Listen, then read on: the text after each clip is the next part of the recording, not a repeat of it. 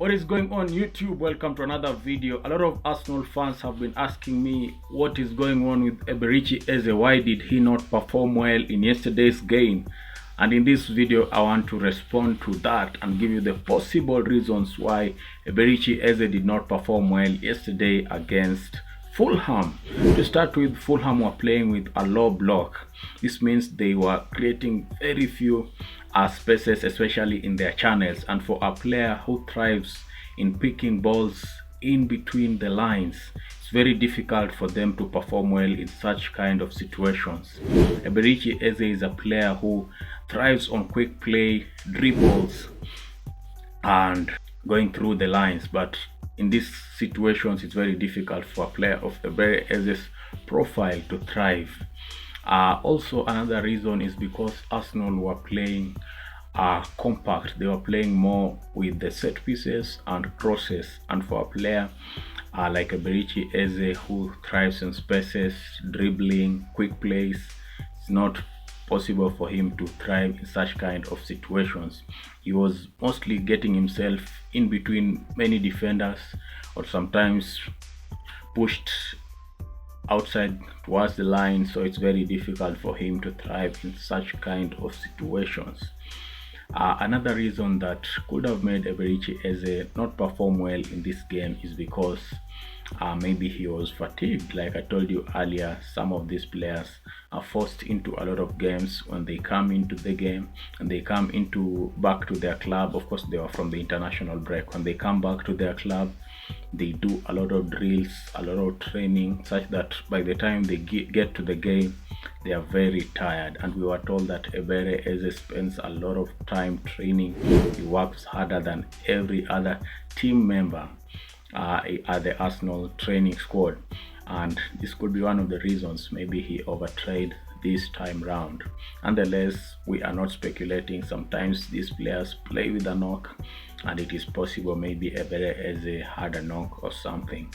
Let me know your thoughts about this. I think also because Arsenal are playing another game against Atletico Madrid on Tuesday, which is already here, by the way. I think Mikel Arteta was a little bit conservative with him. He only played 63 minutes, and I think the main reason for this is either he had a slight knock or he was fatigued, and Mikel Arteta wanted him to recover as soon as possible.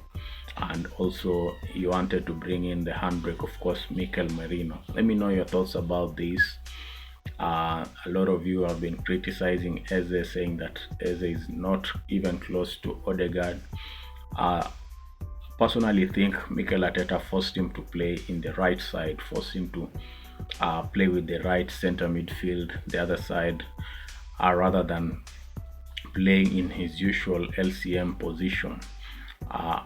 Eberechi Eze can improve on these stats by, of course, putting in the quick changes, sometimes managing well his time off the ball, pulling the defenders and creating many spaces in between the players so that he can thrive. This is something that he does a lot, so I think maybe he was just fatigued in this game. Let's hope that for the Atletico Madrid game, Eberechi Eze will have recovered and he will be fully fit. Let me hear your thoughts about this in the comment section, guys, because honestly, Eberechi Eze has not had a stinker before, so there must have been something wrong in this game. Other news coming in is that Gyokeres has been fully criticized by top legends in the Premier League, such as Alan Shearer. Alan Shearer is the top scorer, all-time top scorer for the Premier League, and he said that Gyokeres is not even close to the top strikers in Europe, which is a very big statement considering Gyokeres is the Gerd Müller and current reigning champion and best striker in Europe. Alan Shearer said that as much as he helps the Arsenal attack, he's just not at par. And football pundit Jeremy Redknapp said that Gyokeres is low on confidence. He's a player that is really low on confidence, and I also agree with that. Gyokeres at this point he's faced a lot of criticism, and people sometimes downplay how big of a club Arsenal is. When you join Arsenal, even when you're just linked to Arsenal, messages start flooding your Instagram, messages start coming to your Twitter, your X. And most of these players, sometimes they're not used to this kind of attention.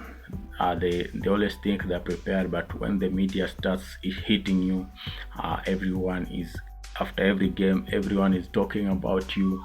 Every miss pass, it's very hard, it's very difficult for most of these players, and I believe Victor Gyokeres is experiencing the same. Havertz also experienced the same. He came from Chelsea.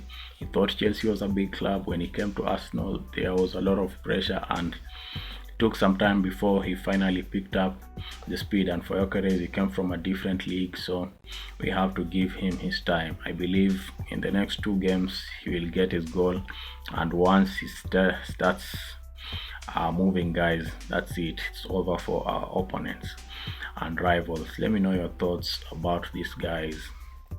Also, Arsenal's women goalkeeper just tore his ACL and will be out for the rest of the season, which is a very horrible thing. We all know Arsenal women have not been performing well this season, and I think it's partly because of some of the injuries that they are getting. Today, of course, Manchester United play against Liverpool, and that is a big game, especially for us Arsenal fans. We are hoping that Man United are able to get a result from the game, at least so that Liverpool can drop more points, so that we are left with at least some room for error, because the season is still long, guys. And we want to run away with the title as soon as possible. Going into the new year, you want to at least have a lead of 8 to 10 points on number 2, so that even in the new year we can just cruise swiftly, cruise moderately, and still win the league. Let me know your thoughts about this, guys. Thanks for the love and support. Thank you for all of you who have subscribed to the channel. Of course, I'll be coming in with the review of the Atletico Madrid versus Arsenal game tomorrow. It's a big game, guys. It is touted to be the